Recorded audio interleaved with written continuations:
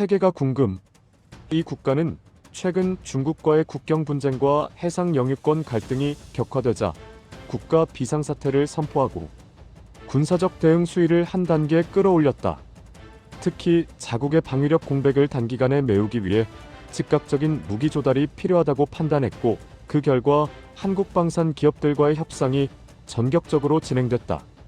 해당 국가는 기존의 중국산 무기와 러시아산 장비를 일부 운용해왔지만 최근 몇 년간 기술 신뢰도와 실전 운용 효율성에 대한 불만이 누적되어 왔다. 여기에 중국의 정치적 압박이 군사 협력 관계까지 영향을 미치면서 무기 공급망의 다변화가 국가 안보 차원에서 시급한 과제로 떠올랐다. 이러한 상황에서 한국산 무기는 비교적 빠른 납기, 실전에서 검증된 성능, 그리고 정치적 부담이 적은 거래 조건이라는 점에서 대안으로 급부상했다. 특히 이 국가는 단거리 중거리 방공 체계와 자주포, 기동, 타격용 장비를 우선 도입 대상에 올려놓은 것으로 알려졌다. 군 관계자들은 국경 지역에서 발생할 수 있는 국지전에 대비하기 위해 기동성과 정확도가 높은 무기가 필요하다고 판단했으며, 한국 무기는 이러한 요구에 부합하는 선택지로 평가됐다. 실제로 한국 방산 기술은 최근 여러 분쟁 지역에서 운용 실적을 쌓으며 국제적 신뢰도를 높여왔다. 전쟁 선포 직후 이루어진 이번 무기 도입 결정은 단순한 상업 계약을 넘어 외교안보 전략의 전환을 의미한다는 분석도 나온다. 중국의 영향권에서 벗어나려는 의지를 명확히 드러낸 상징적 조치로 해석되기 때문이다. 이 국가는 공식 성명을 통해 주권과 영토를 지키기 위한 방어적 조치일 뿐이라고 강조했지만, 국제사회에서는 중국을 향한 강한 메시지로 받아들이고 있다. 한국 정부는 이번 무기 수출과 관련해 방어 목적의 사용이라는 원칙을 재확인하며 국제규범을 준수하겠다는 입장을 밝혔다. 동시에 급변하는 국제 정세 속에서 한국 방산 산업의 역할과 책임이 더욱 커지고 있다는 점도 강조했다. 한국 방산 업계는 이번 계약을 계기로 아시아 지역에서의 입지를 더욱 공고히 할 수 있을 것으로 기대하고 있다.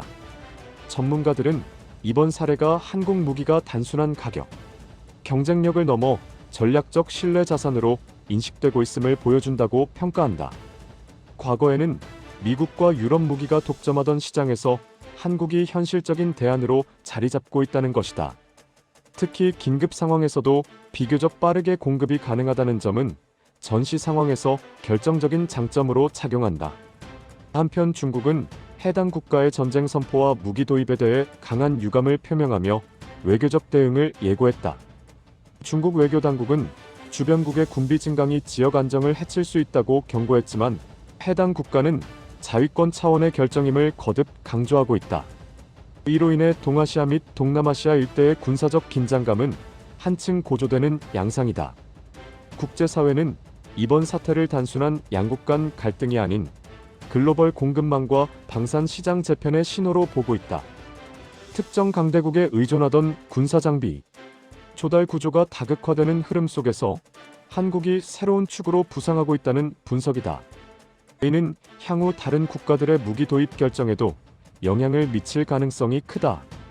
전쟁 선포 이후 해당 국가는 전군 경계 태세를 최고 수준으로 격상하고 주요 기반 시설에 대한 방호 조치를 강화했다. 동시에 외교 채널을 통해 국제사회의 지지를 확보하려는 움직임도 병행하고 있다. 하지만 군사적 긴장이 장기화될 경우 경제적 부담과 인도적 문제 역시 불가피할 것이라는 우려도 제기됐으나, 이번 결정은 한국에게도 기회와 과제를 동시에 안겨주고 있다. 방산 수출 확대라는 긍정적 측면과 함께 분쟁, 지역과의 거래에 따른 외교적 부담을 어떻게 관리할 것인지가 중요한 과제로 떠올랐다. 정부와 업계는 신중한 접근을 통해 국제사회의 신뢰를 유지하면서도 산업 경쟁력을 강화하겠다는 방침이다. 결국 중국의 압박 속에서 전쟁을 선택한 이 국가의 결정과 한국 무기 도입은 단기간의 군사적 대응을 넘어 국제 질서 변화의 한 단면을 보여주는 사건으로 기록될 가능성이 크다.